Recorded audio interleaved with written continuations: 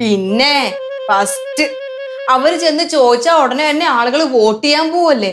എടി കൊച്ചെ, ഇതൊക്കെ തള്ളാണ്. നിനക്ക് ഇതൊന്നും മനസ്സിലാവുന്നില്ലല്ലോ. അല്ലേ ചേച്ചി, ആർച്ച ചേച്ചി ഇവിടെ ഉള്ള എല്ലാവർക്കും ഭയങ്കര ഇഷ്ടമാണ്. ആ ചേച്ചിയുടെ സംസാരം കണ്ട എന്ത് രസമാണെന്നറിയാവോ. ഓ, അപ്പൊ നിനക്കും അവരോടാണല്ലേ കൂറ്? അയ്യോ, അങ്ങനെയല്ല. കഴിഞ്ഞ പഞ്ചായത്ത് ഇലക്ഷനിലെ ഏറ്റവും കൂടുതൽ ലീഡ് ആർച്ച ചേച്ചിക്കായിരുന്നു. ഇഷ്ടമില്ലാതെ ആരെങ്കിലും വോട്ട് ചെയ്യും? അതെന്തുകൊണ്ടാ? ഈ ആണുങ്ങളുടെയൊക്കെ മുമ്പിൽ ചെന്നിട്ട് കൊഞ്ചിയും കുഴഞ്ഞു നിന്ന് വോട്ട് ചോദിക്കും. അപ്പൊ ഈ വായി നോക്കിയായിട്ടുള്ള ആണുങ്ങൾ അങ്ങ് വോട്ട് ചെയ്യും.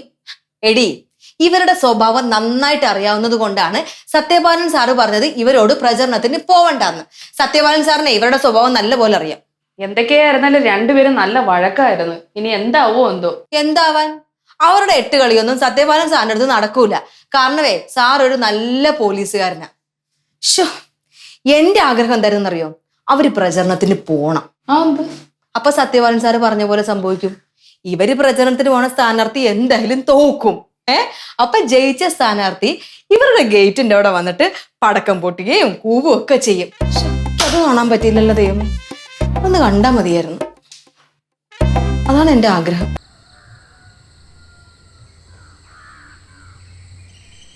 Doctor, good morning. Good morning Unniyarcha. Election ഒക്കെ ഏതുവരെ? നാളെ മുതൽ പ്രചരണത്തിന് ഇറങ്ങണം. ഈ പഞ്ചായത്തിന്റെ ഫുൾ ചാർജ് എനിക്കാ. ആഹാ, കൊള്ളാലോ. ഇലക്ഷന് നിങ്ങളുടെ സ്ഥാനാർത്ഥി ജയിക്കൂ? ജയിക്കേണ്ടതാണ്. അല്ലെങ്കിൽ സിദ്ധാർത്ഥ സാറിന് എല്ലാവർക്കും ഭയങ്കര ഇഷ്ടം. ഗംഭീര പ്രസംഗമല്ലേ. പിന്നെ പ്രചരണത്തിന് ഇറങ്ങുന്ന ഉണ്ണിയാർച്ചയല്ലേ, വോട്ട് കിട്ടും. ഉണ്ണിയാർച്ച ചോദിച്ചാൽ ആരാ വോട്ട് തരാത്തെ? ഓവറാക്കല്ലേ. അവർക്കൊരു സന്തോഷം കിട്ടുകയും കിട്ടത്തില്ല. അത് ഈ കാലാവസ്ഥയാണ് പ്രശ്നം. സത്യോ? ഈ കാലാവസ്ഥയിൽ 10-15 ദിവസം പ്രചരണത്തിന് ഇറങ്ങിയ കഷ്ടപ്പെട്ടു പോവും. എന്തൊരു ചൂടാ, ആലോചിക്കാൻ വയ്യ. ഈ വെയിലത്തൊക്കെ നിങ്ങൾ ഇങ്ങനെ നടന്നാ വല്ലതും കിട്ടുവോ? ഒന്നും കിട്ടാനൊന്നും അല്ലല്ലോ, സ്ഥാനാർത്ഥിയെ ജയിപ്പിക്കാനല്ലേ. എങ്ങനെയും ഈ പ്രാവശ്യം സിദ്ധാർത്ഥ സാറിനെ ജയിപ്പിക്കും. ആണല്ലേ? നിങ്ങൾക്ക് ഇവിടെ വോട്ടില്ലാത്ത കഷ്ടമായി പോയി.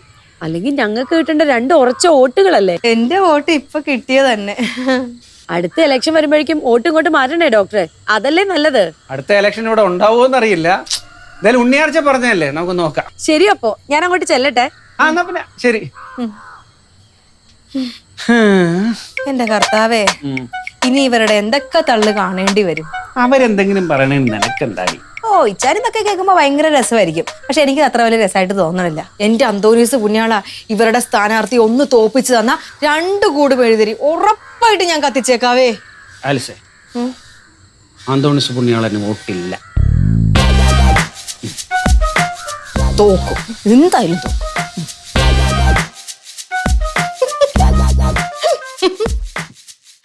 അവര് വലിയ വർത്താനൊക്കെ പറഞ്ഞിച്ചായ.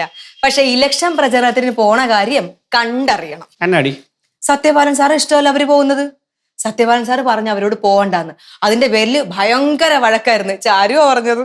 അയ്യോ എടി, അവർ രാഷ്ട്രീയക്കാരിയാണ്, കൂടാതെ പഞ്ചായത്ത് മെമ്പറും. അവർക്ക് ഇലക്ഷൻ പ്രചരണത്തിന് പോയേ പറ്റൂ. പോണോന്ന് പറഞ്ഞ് വാശി പിടിച്ചാലേ അവിടെ കയ്യാങ്കളി നടക്കും. അല്ലെങ്കിൽ തന്നെ അവർക്ക് ഇത് എന്തിന്റെ കേടാണ്? ബുദ്ധിയും ബോധമുള്ള ആരെങ്കിലും ഈ വെയിലത്ത് വോട്ടും ചോദിച്ച് ഇങ്ങനെ നടക്കുവോ? എന്റെ പൊന്നു മോളെ, രാഷ്ട്രീയക്കാരുടെ ജോലിയാണ് ഇലക്ഷൻ പ്രചാരണത്തിന് വോട്ട് ചോദിച്ചു പോവുക എന്ന് പറയുന്നത്.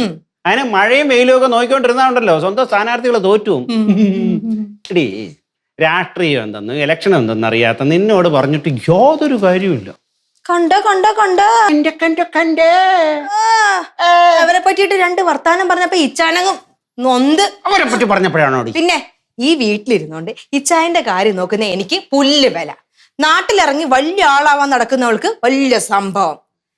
ഒരു കാര്യം ചെയ്, അവരുടെ കൂടെ നാളെ ഇങ്ങനെ വെയിലത്ത് വോട്ടും ചോദിച്ച് ഇങ്ങനെ നടക്ക്. എനിക്ക് ആഗ്രഹമുണ്ട്, പക്ഷെ സർക്കാർ ഉദ്യോഗസ്ഥനായതുകൊണ്ട് വോട്ട് ചോദിച്ചു പോകാൻ പാടില്ല എന്ന ചട്ടമുണ്ട്. അല്ലെങ്കിൽ പോകുമായിരുന്നു. ആ പെണ്ണും പുള്ളിയുടെ സ്ഥാനാർത്ഥി 8 നിലയെ പൊട്ടി പണ്ടാര ഉണങ്ങണ എന്റെ അന്തോണീസ് പുണ്യാളച്ചനാണെങ്കിൽ നേരത്തെ ഒരു കാര്യം പറഞ്ഞതാ. ആണോ? എന്റെ അന്തോണീസ് പുണ്യാളന്റെ പവർ എന്താണെന്നുള്ളതേ ഇലക്ഷൻ കഴിയുമ്പോ എല്ലാവരും അറിയും. കഴിയുമ്പോഴല്ലേ? അപ്പൊ അറിഞ്ഞോട്ടെ. എന്തൊരു കുശുമാണ് നമുക്ക്.